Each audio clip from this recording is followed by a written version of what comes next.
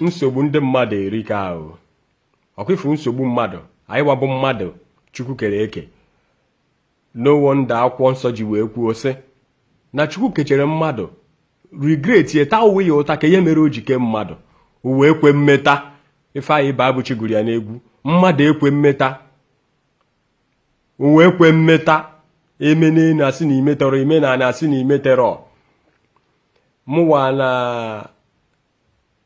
amamihe nke Chineke ya emu nọkata ajụwa onwe m ajụjụ kedu ihe mee some people ji fight against Reverend Father Ejike Mbaka kedu ihe mee some people ji ekike against him even ma ndị ụka nchọpụta na anya ụfụ nkịtị anya ụfụ na ha chọrọ ideki ya ma ndị fada ma ndị politishan m ga-atụri ofu na ofu na nkeke oge na ma ndị gọvanọ ọsọ anyị ka hapụ ikwu egodi maka ndị ugwu na ndị ofe mmanụ na ndị edo maka ndị ahụ bụ ihe ghọtara ndị onye dadi anyị bụ nọ anyị ndị Igbo anyị bụ ihe na-asịsị kpụta Mbaka ka egbuo Mbaka ebe niile Mbaka soshal midia niile Mbaka YouTube niile Mbaka Facebook niile Mbaka TikTok niile Mbaka Instagram niile Mbaka na-asị kedu ihe kpatara ihe a ji wee dị ụta one of these days anọ m na one of the governmental office one of the political office like that ebido discussion we started discussing ka a na-discuss mana ewufu ihe nchọ ka ha ka vom out in all this discussion ihe na-achọ ka ha gwa m bụ na nne ihe daadi meru ha nekwu ihe Fada Mbaka meru ha na-eweghị iwe ma ọ na-ewute ha mere ha ji ekwu okwu ka ha si ekwu okwu mee ha ji atakọlụ ya ka ha si atakọlụ ya I could not find any. Only what I discovered was that they are against daddy speaking against their evil deeds. They don't want daddy to speak against their evil deeds. Daddy is attacking them because they are bad ways of leadership. Daddy is tackling them because of the way things is going in Nigeria. Daddy is attacking them because they refuse to sit up. Na daddy Mbaka na afuto owi ya ka Chukwu. Na o mere owi ọ dị ka God. Na o mere owi adọrọ asị na efi ya ka Chukwu. You see, God. Daddy nkone. Daddy that has humbled himself down to the earth. Mbaka nkone ka a na-ekwu okwu ya. Mbaka nke onkai maka nke hawa chọrọ iwe blackmailing. We sanitize ya arụ ya. Mbaka na-ekwenube aga na red carpet. Mbaka that has hidden himself, humbled himself for God to be honored. Mbaka nke na-ezokpu onwe na blessed sacrament. Ka o si n'oge nke Chimaroke, the way he was speaking, the way he was talking. Na ọ sị na ọ bụ na Chimaroke chia second tenor. Oyifu efefadị ya. I know that is what it will come to. One, daddy never used that language. Number two, ịma ihe emume eme na azụ maka Chimaroke wee gaba second tenor. Ịma ka esi wee go gbaa daddy. Ịma ka esi wee go gbaa Mbaka through bishop. He was being forced to celebrate a mass of forgiveness n'ebe Chimaroke nọ. Now, all this while daddy na-eti mkpu about ndị gọọmenti, ndị isi ọchịchị anyị sit up, mee ha kwesịrị ime, na-eweta ma ọ ga-eru, that na bandit ga-abụ the primary thing, kidnapping ga-abụ the primary thing, organ harvesting ga-abụ the primary thing, car snatching, stealing, and robbery, na ọ ga-abụ the primary thing.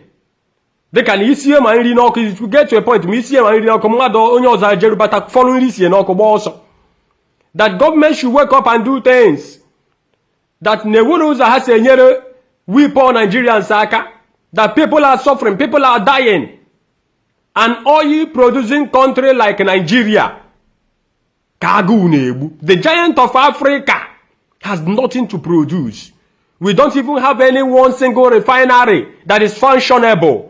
Daddy na-eti mkpu ya niile n'ebe niile privatization. Ga check ye any big industry Nigeria mepe. Je check ye anything bụ company Nigeria or infrastructure na Nigeria na ada functions. Ga check ye ya ewe a very huge person aka edenia mmadụ a privatize ga-esigo na azụgori na-eme mkpọtụ ị na-afụ efu na ọ da arụ ọrụ ajọ short ya down one day nke ihe eji ego nke a bụ nke eji ebiri ego ewe ka o ji gbajuo ụdọrọ ewere that property ihe ndị bank were ebiri ndị bank ego by the end of the loan efu na onye ahụ ejekwu gokoro ma bank and tell me one day why Nigeria will not be privatized. Tell me one day why mụ na gị will not be privatized. One day ofu onye si na ọ na-ego eastern part of Nigeria niile, ofu onye si na ọ na-ego northern niile, ofu onye si na ọ na-ego south west. Efu na na okwu agwụgo. Ihe nji wee na-ekwu ya bụ oge Buhari daddy God si n'ọnụ ya minister that Buhari will be president. N'ọsọkwa Nigeria niile toward Goodluck Jonathan vote that Buhari will be announced to president. Daddy Goodluck Jonathan aka na ntị. Reverend Father Ejike Mbaka warned Goodluck Jonathan time number messages was going to him. A na-akpọ ma na phone ka Goodluck Jonathan za ndị niile surround ya block that Goodluck Jonathan na father will not have access to him. Izi ozi God si ya zie ya. One, you should remove Jiga from office. If you want to win election, remove Jiga. These are things you need to do. These are things you need to do. People did not know the background of the story. Now, Buhari now entered. Bazable to Guinea. Goodluck Jonathan a lot of billions of dollars, billions of naira sustained. And they stabilized it, they had sheep. Can happy the noticeable. Can happy the noticeable. Can happy the damage level. The teen urugo. Burego teen a subsidy. I cheno mera I homa. Take an oil producing country get you run their own oil with subsidy.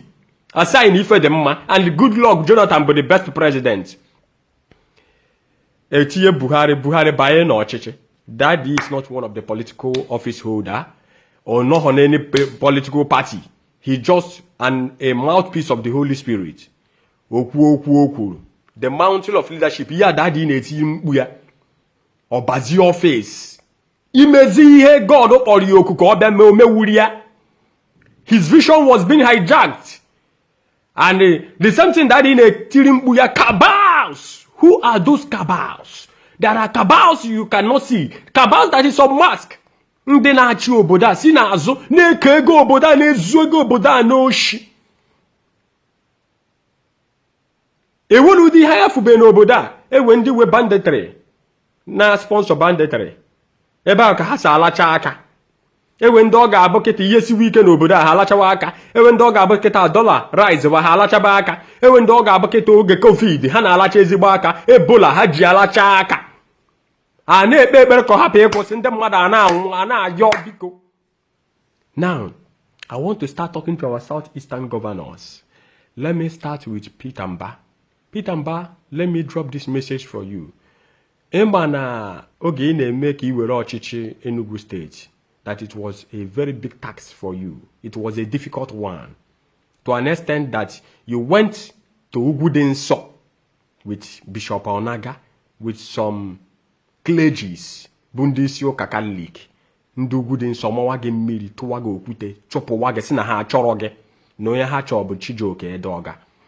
By the help of God and by the help of Reverend Father Ejike Mbaka, because the impact Daddy played at the back was so much.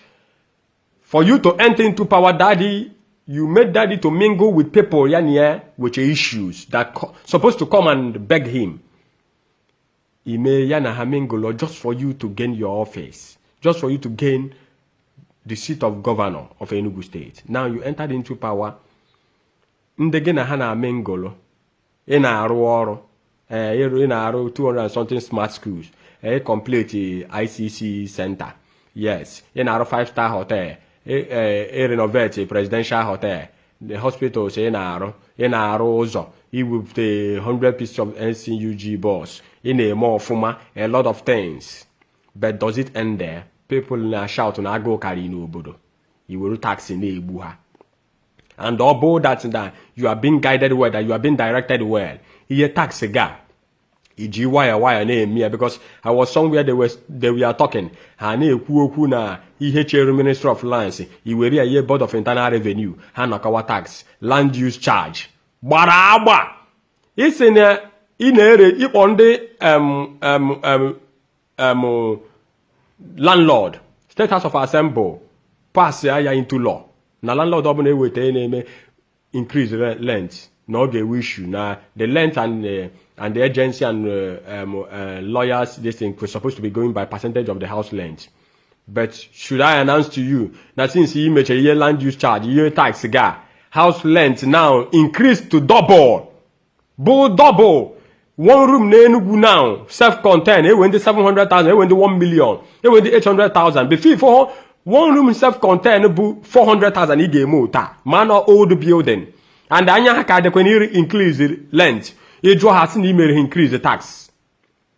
And the election na biakwa ihe ndị Enugu na-ekwu bụ na iji tax egbu ha na tax ị na-anara ha ka iji arụ ọrụ ka iji arụ ọrụ ị na-arụ excuse ị na ihe a niile na-eme amaka mana ị dị well guided ewe na direct kwa gị well ndị isi ụka ịgbakwuru ịma na abada were onye ọ na-ekwesị ewe onye ikwesịrị gị na imekọ ihe wee onye gị na ekwesịrị ịkpọbata n'ọrụ akpụrụ onye wụọrọ ọrụ a na-ahụ because ma onye nke ọzọ mee 25 years ịkpọrọ bụ skuul ka ọ ma anya ya onye prof ka ọ bụ ọ na-eme emume skuul.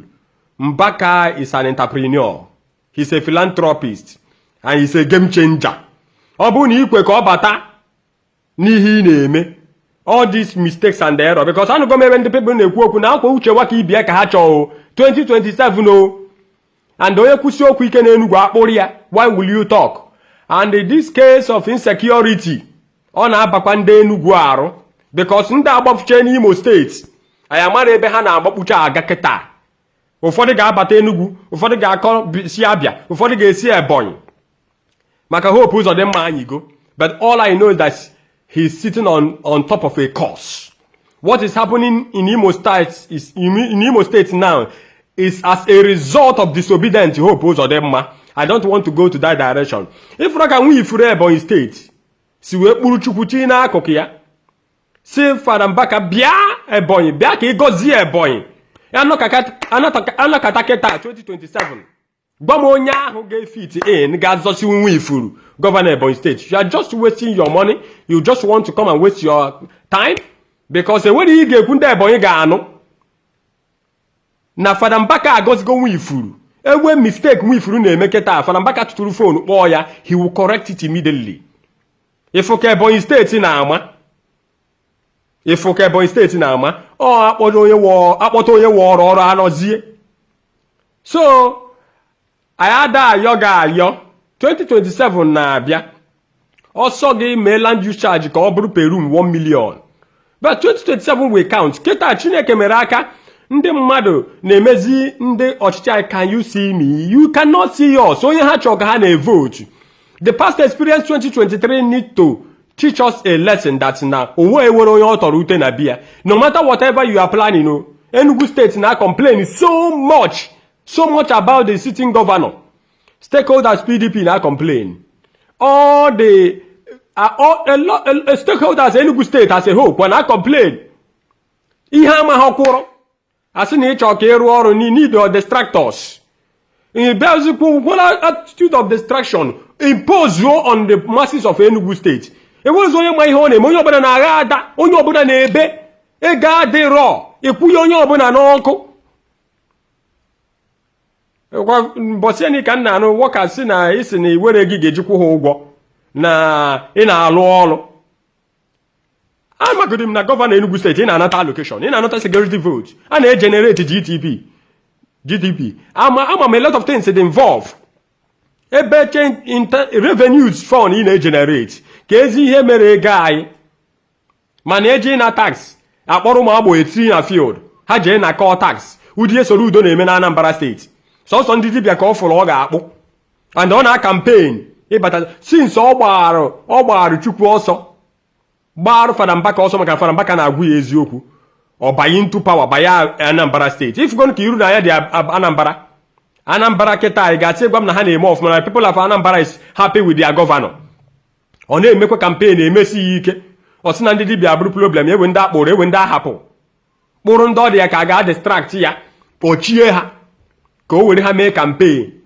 Unfortunate for him, people have started seeing that now any use of him arresting those native doctors for any reason. Now, in conclusion of all these things, ndị niile si na Fada Mbaka mere owu ya God, na Fada Mbaka na-ekwu okwu ka ọ bụ Chukwu, na Fada Mbaka all dị ihe unu needy. Because I can see, even man do mkpu na politics, they corrupt. Ebe ha na-ekwu okwu ihe ha meru, they will feel embarrassed. Pugaciousness, cantankerosity, arrogancy, they don't want you to speak to them, don't talk to them. You are not into the game. Irotaro. I take we no try game. Imewe ka ha si chọ. Obodo na agbali obodo na emebi. And let me tell you, if you people continue this way, the worst thing that will happen to you people is to attack Fada Mbaka again. Ka Fada Mbaka ga monastery, jeche ya nota, Peter Obi win election. And Peter Obi batakwe biakwe election, no ka ga again. Unless jekwuru odogwu, jeje seek the face of God n'iru odogwu. Oje mee ihe o kwesịrị ime properly. Onye igwe hajie ya, agwa ihe ọ ga-eme. Because ọ bụ unu rapụ fada anyị n'oge nke Buhari, hapụ ịtọ ya ọnụ unu tụwara ya, blame we ya, accuse we unnecessarily. Let me tell you, the plan of Reverend Fada Ejike Mbaka was that na Muhammad Buhari will hand over power to an Igbo man. Ka m kwụsịgodi ota, ka anyị chere part 2 video.